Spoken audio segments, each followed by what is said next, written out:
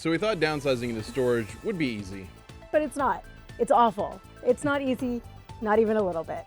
If you're planning on starting RV life, moving, or just trying to downsize, This episode is going to show you what we did to save a little time, some money, and a whole lot of frustration. We're going to show you how to find the right storage unit without overpaying.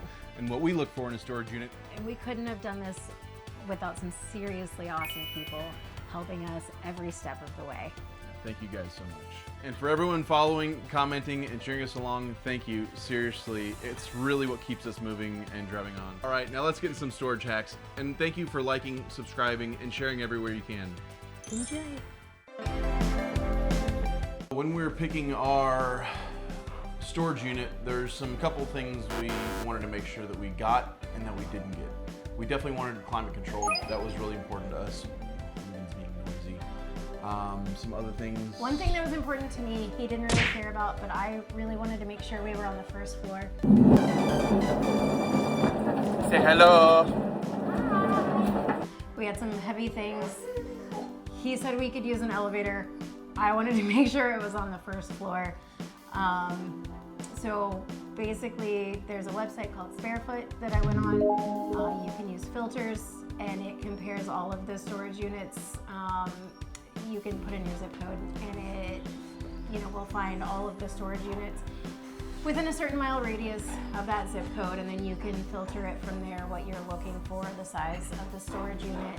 Yeah, and while we were looking, we actually found out that there was one that was right off the highway. I think was like $140, and ours ended up being how much?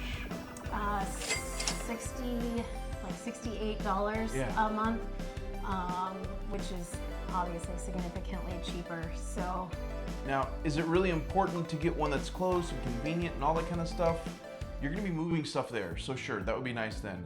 But in the long run, it's gonna be in storage for years at a time, so who really cares if you gotta drive an extra 10 or 15 minutes just to get there? We suggest find the cheapest one, suck it up for that first little bit, and make that extra drive, and you're gonna be saving a ton of money in the end. And 24 hours really isn't necessary. Ours is open till 10 o'clock at night, and there are plenty of times we're out there 7 to 8 o'clock at night loading stuff up.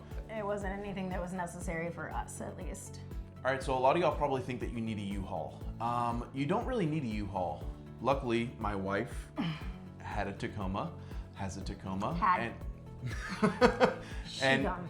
that's in the next episode. We will leave you with a little teaser there. Leave us in the comments of what you think we actually got. If we don't have the Tacoma and we are getting an RV, what truck did we get? You'll find out in the next episode. But I have a CRV, which is a small SUV. It can fit quite a bit of stuff in there. Her truck can fit a ton of totes. I think we put 8 to 10 totes just in the bed of the truck, and then we put stuff in the back seat. A lot of the things that you think that you need to keep long-term and to put into storage, you don't. You really don't. We ended up getting an 8x10. Who knows if we're even gonna want half the stuff that's in there.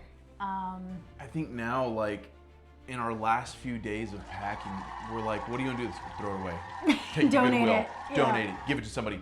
If we went back through our storage unit now and looked at all the stuff that we have in there, Yeah. half of that stuff would probably be gone. Yeah. So you don't really need a U-Haul. What do we put our stuff in? I'm sure you saw all the plastic totes. Now, there was a conversation, should we get plastic totes? Should we just buy a bunch of boxes?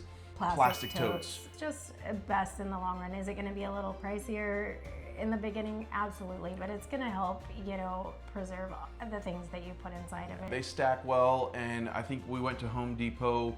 They were on sale for like $6 a piece, which is not bad. Normal price I think is like $9 a piece, and we just got the 27-gallon ones.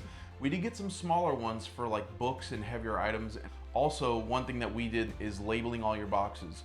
If stuff's in storage for a year or two, you're gonna forget what's in there a week later if you're like us.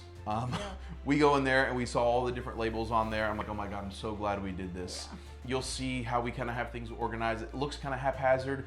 We have most of our totes on one side, and then some other stuff in the middle, and kind of that weird stuff kind of there too. Most of the storage units do have dollies or like little hand trucks where the little thing can come off if you're not careful about it, which we learned.